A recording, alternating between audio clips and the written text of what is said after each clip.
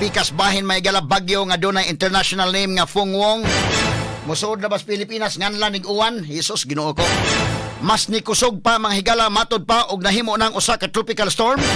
Gipaabot kini nga mosulod sa Pilipinas karong gabi o baka ugma sayo sa buntag og posible pang mahimo kini nga super typhoon. Ato ning iampo mga higala nga unta dinhi makahatag og kadaot mga kaigalaan sa tong nasod. Ang bagyong Tino mo'y nag-expose sa korupsyon. Nga maunay dunay mga problema ang ato mga flood control projects. Ang Office of Civil Defense ni Auhags Publiko nga mangandam tungod sa gilapdon sa bagyo nga mabot sa kapin sa 1,000 ka kilometro.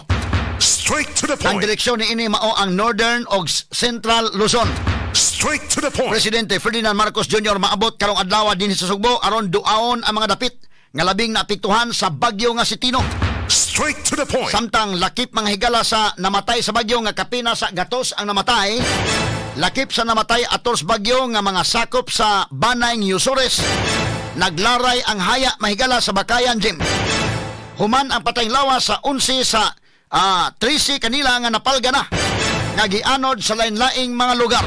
Samtang alang ni Governor Pamila Baricuatro manubag ang angay manubag.